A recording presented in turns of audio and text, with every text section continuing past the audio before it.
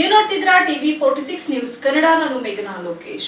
Doctor B R Ambedkar ಅವರ 135ನೇ ಜನ್ಮದಿನಾಚರಣೆ ಕಾರ್ಯಕ್ರಮ ಕುರಿತು ಇಂದು ತಾಲೂಕು ಆಡಳಿತ ಸೌಧದ ಸಭಾಂಗಣದಲ್ಲಿ ತಹಶೀಲ್ದಾರ್ ಸುಪ್ರೀತಾ ಅವರ ಅಧ್ಯಕ್ಷತೆಯಲ್ಲಿ ಪೂರ್ವಭಾವಿ ಸಭೆ ನಡೆಯಿತು.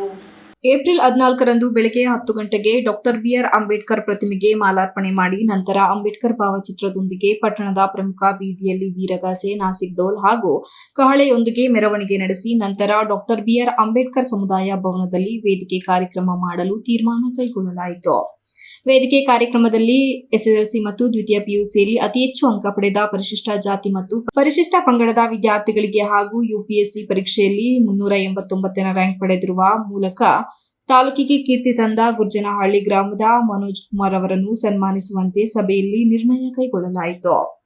ಪೂರ್ವಭಾವಿ ಸಭೆಗೆ ತಾಲೂಕು ಮಟ್ಟದ ಕೆಲವು ಅಧಿಕಾರಿಗಳು ಗೈರು ಹಾಜರಾದ್ದರಿಂದ ದಲಿತ ಸಮುದಾಯದ ಮುಖಂಡರು ದೇಶಕ್ಕೆ ಸಂವಿಧಾನ ನೀಡಿದ ಅಂಬೇಡ್ಕರ್ ಜಯಂತಿಯ ಪೂರ್ವಭಾವಿ ಸಭೆಗೆ ಬಾರದೇ ಇರುವ ಅಧಿಕಾರಿಗಳ ವಿರುದ್ಧ ಕ್ರಮ ಕೈಗೊಳ್ಳುವಂತೆ ತಹಶೀಲ್ದಾರ್ ಅವರಿಗೆ ಮನವಿ ಮಾಡಿದರು.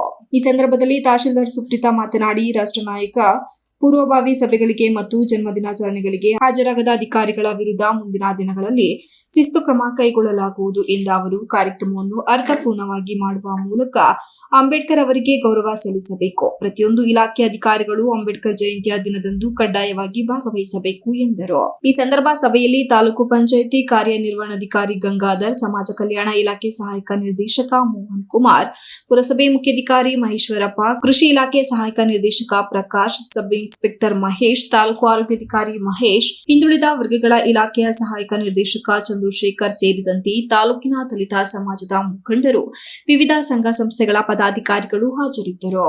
MB Umesh, TV 46 news Kannada, Sakleshpur. You are watching TV 46 News Kannada.